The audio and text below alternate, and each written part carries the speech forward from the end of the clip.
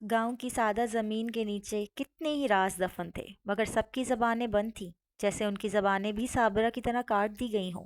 साबरा की खामोश नजरें चीख चीख कर कुछ कहना चाहती थीं, मगर उसके कटे हुए होंठों से सिर्फ सिसकियां निकलती थीं। आखिर क्या राज उसके दिल में दफन था, जो वो किसी से कह नहीं सकती थी। चंद बरस कबल की बात है। मुझे अपने दफ्तर से एक दूर दराज के गांव रिसर्च करने के लिए भेजा गया। मैं अपने मुआवनीन के हमरा मलिक मेहरबान की हवेली पहुंची। ये गांव शहर से काफ़ी दूर था, जहां कुछ दूर तक ही गाड़ी जा सकती थी। आगे रास्ता ना होने की वजह से पैदल चलना पड़ता था।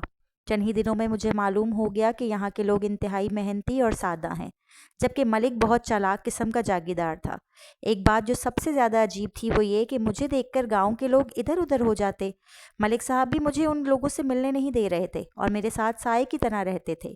मैंने जान लिया कि वो अपने ऐबों पर पर्दा डालना चाहता है और नहीं चाहता कि उसके खिलाफ कोई खबर अखबारात तक पहुंचे, वरना उसके सारे राज फाश हो जाते और बदनामी अलहदा होती। मैंने हवेली में एक खूबसूरत और मासूम सी लड़की को देखा, जो न किसी से बात करती थी और ना कुछ मांगती थी। कांच की गुड़िया जैसी, साफ लगता था कि इसमें कोई राज पोशीदा है। उसके सुर्ख गाल और गुलाबी होंठ गुलाब के फूल की तरह खूबसूरत थे। वो सूरत और सीरत दोनों से अच्छी थी। बनाने वाले ने न जाने उसकी नसीब कैसे बना दिए थे। हवेली के मुलाजिमीन उसे झिड़कते तो वो रो पड़ती, तब मेरा दिल टुकड़े टुकड़े हो जाता। मुझे उससे हमदर्दी और मोहब्बत हो गई। मैंने उसे दर्द व तकलीफ में देखा तो तड़प उठी। वो रहती तो मलिक साहब की हवेली में थी, लेकिन उसकी हैसियत एक बेजुबान जानवर जैसी थी। जाने वो कौन थी और कहाँ से आई थी। वहाँ कोई भी मुझे उस बारे में नहीं बताता था। अगर कोई उसे रोटी पानी दे देता तो खा पी लेती, वरना दो दो दिन भूखी रहती थी, मगर कुछ ना मांगती थी। हाँ, उसके आंसू रवानी से बहते रहते थे। उसे इतना दुखी और गुमसुम देखकर मेरा जी चाहता कि उसके आंसू अपने अंदर जज्ब कर लूं, उसके तमाम दुख दर्द समेट लूं। मगर मैं मलिक साहिब से डरती थी कि वो मुझे काम के लिए गाड़ी और दूसरी सहूलियात दे रहे थे।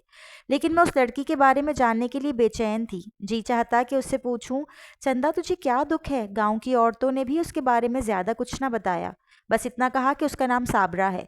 वाकई वो अपने नाम की तरह साबिर और शाकिर थी। जब ही तो तमाम दुख दर्द अपने सीने में जज्ब कर रखे थे और अपने आप को फना कर दिया था।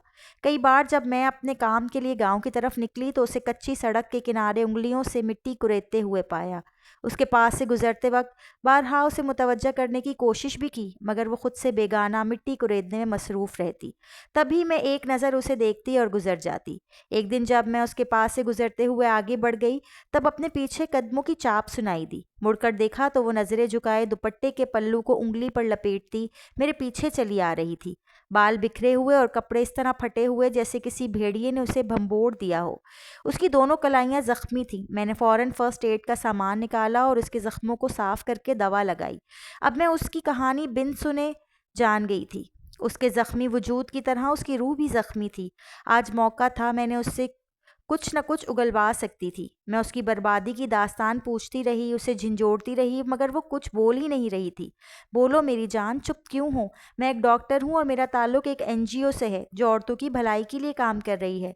तो मुझसे अपना कोई दुख कोई जख्म ना छुपाओ। मगर वो कुछ ना बोली, लेकिन आंखों में आंसू भरे थे। चंदा, कुछ तो बता, आखिर तुझे किस जालिम ने इस हाल पर पहुंचाया है। क्यों तेरी जबान पर ताला लगा है। किसने तेरी रूह को जख्मी किया है। तू बोलती क्यों नहीं। ये कैसे बोलेगी बीबी साहिब। हवेली के मुलाजिमा जाने किस वक्त वहां आ खड़ी हुई थी। तुम कौन हो, मैंने पूछा। मैं मेहरुन्निसा। बीबी जी, मेहरू ये गूंगी बहरी नहीं है। मेरी आवाज़ सुनकर आगे पीछे देखती है। फिर तुम कैसे कह सकती हो कि ये गूंगी बहरी है। आप भी बोली हैं बीबी। लगता है आप किसी गांव में पहली दफ़ा आई हैं। हाँ, मैं पहली दफ़ा किसी गांव में आई हूँ। तो सुनिए बीबी, ये कभी ना बोलेगी। ये एक खिलौना है जिससे मलिक साहिब का दिल खुश रहता है। ये कांच की गुड़िया है और उन्होंने ही इसे खामोश गुड़िया बना दिया है ताकि राज राज ही रहें। उसकी ज़ुबान नहीं है। मेहरू ने इशारे से उसका मुंह खुलवाना चाहा, मगर वो इस कदर डरी हुई थी कि उसने मुंह ना खोला। तब मेहरू ने इशारे से बताया कि उसकी ज़बान कटी हुई है। मैं ये सुनकर कांप गई। मगर कैसे। हम ज़बान नहीं खोल सकते बीबी, वरना हमारा भी ऐसा ही हाल हो जाएगा। ये कहकर वो आगे बढ़ गई और साथ ही साबरा भी चली गई। मगर मेरे कदम ना उठते थे, जैसे ज़मीन ने पकड़ लिए हों। शाम को मैं अपना काम ख़त्म करके वापस आई तो मेहरू मेरे कमरे में चाय ले आई। तभी मैंने साबरा का जिक्र दोबारा छेड़ा तो वो बोली, बीबी इस बात को यहीं रहने दो। आपको इसकी कहानी सुनकर क्या मिलेगा, और कोई यहाँ आपको कुछ बताएगा भी नहीं। بھلا شیر کے منہ میں کون ہاتھ ڈالتا ہے؟ آپ اپنے کام سے آئی ہو چلی جاؤ گی، مگر ہمیں تو یہیں رہنا ہے۔ مہرو مجھ پر اعتبار کرو، میں یقین دلاتی ہوں کہ کبھی تمہارا نام میرے ہونٹوں پر نہیں آئے گا۔ میں گاؤں والوں کے حالات زندگی جاننے آئی ہوں، تم میری مدد نہ کرو گی تو میں اپنا کام مکمل کیسے کر پاؤں گی؟ اس نے ڈرتے ڈرتے مجھ سے وعدہ لیا کہ میں اپنی رپورٹ میں صابرہ کا ذکر نہیں کروں گی۔ میں نے وعدہ کر لیا، تب وہ یوں گویا ہوئی۔ آج سے 18-20 برس پہلے کی بات ہے۔ ہمارے گاؤں میں اللہ وسایا نامی ایک کسان اور اس کی بیوی جنتو رہا کرتے تھے۔ شادی کو عرصہ بیت گیا مگر ان کے ہاں اولاد نہ ہوئی۔ وہ خدا کی ذات سے شاکینہ تھے، لیکن لوگوں کی زبانیں کون بند کر سکتا ہے؟ سبھی نے اللہ وسایا کو دوسری شادی کا مشورہ دینا شروع کر دیا، مگر وہ جنتو کو دکھ نہیں دینا چاہتا تھا، اس لیے اس نے دوسری شادی نہیں کی۔ ایک دن وہ شہر گیا تو وہاں سے ایک ننھی منی گڑیا لے آیا۔ یہ چند دن کی بچی اس کے رشتہ دار کی تھی۔ بچی کی ماں اسے جنم دیتے ہوئے فوت ہو گئی اور کوئی اس کی پرورش کرنے کے لیے تیار نہ تھا۔ بچی کے باپ نے اسے اللہ وسایا کے حوالے کر دیا اور کہا، تمہیں اولاد کی آرزو ہے، تم میری اس بچی کو اپنی اولاد کی طرح پال لو۔ یوں وہ بچی کو گھر لایا اور بیوی کی خالی جھولی میں ڈال کر کہا، نیک بخت، اسے خدا کا تحفہ سمجھ۔ نہ جانے اس بد نصیب کی ماں کو کیوں خدا نے مہلت نہیں دی کہ وہ اس معصوم کی پرورش کر سکتی۔ تم بہت پیار سے اس کی پرورش کرنا اور اسے محسوس نہ ہونے دینا کہ اس کے ماں باپ نہیں ہیں۔ انہوں نے اس کا نام صابرہ رکھا اور بے حد محبت سے اس کی پرورش کرنے لگے۔ تبھی پتہ چلا کہ بچی کے حقیقی والد بھی کچھ عرصے بعد انتقال کر گئے۔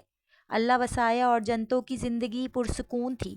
ان کے اپنے کھیت تھے، مگر ملک کی نظریں ان کی ہر چیز پر تھیں، یہاں تک کہ اس کانچ کی گڑیا پر بھی، کیونکہ وہ چاند کا ٹکڑا تھی اور ہر کوئی اندازہ کر سکتا تھا کہ جو جوان ہو کر یہ کتنی خوبصورت ہو جائے گی۔ ایک دن اچانک اللہ وسایا کے گھر آگ لگ گئی، ہر طرف چیخ و پکار مچ گئی۔ لوگ جلدی جلدی آگ بجھانے کی کوشش کر رہے تھے، مگر ملک اطمینان سے اپنے گھر میں بیٹھا تھا۔ جنہیں زندہ رہنا تھا وہ تو جل کر مر گئے اور صابرہ کرمو جلی بچ گئی۔ اب اس کا کوئی وارث نہیں تھا۔ رواج کے مطابق ہر لاوارث لڑکی ملک صاحب کی ملکیت ہوتی تھی اور وہی اس کا وارث بنتا تھا۔ یوں ملک صابرہ کا بھی وارث بن گیا۔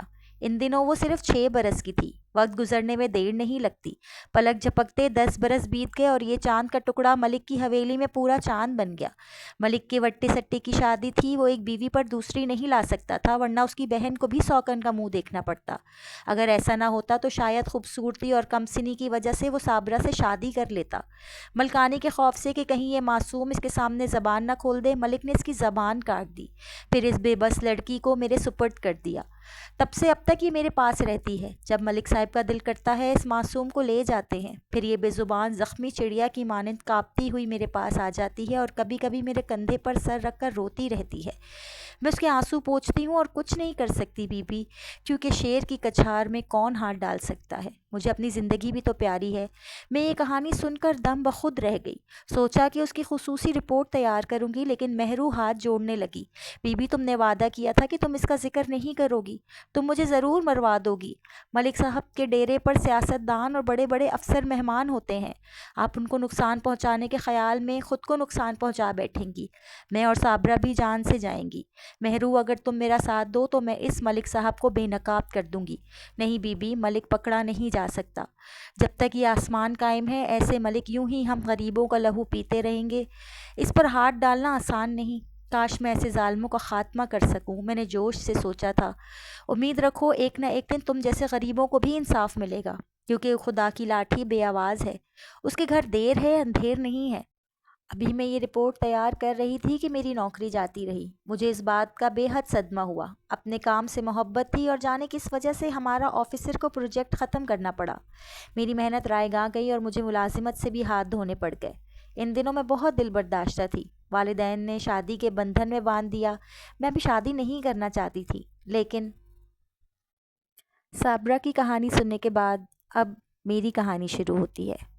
مجھے یقین ہے کہ آپ اس کہانی کو سننے کے بعد دوبارہ میری کہانی سننے ضرور میرے چینل پر آئیں گے اور میری ویڈیو کو دیکھیں گے اور میرے چینل کو سبسکرائب ضرور کریں گے۔ تو میری کہانی جاننے کے لیے میرے چینل کو سبسکرائب کریں، میری ویڈیوز کو شیئر کریں اور اپنا پیارا سا کامنٹ کرنا مت بھولیے گا۔ Thank you.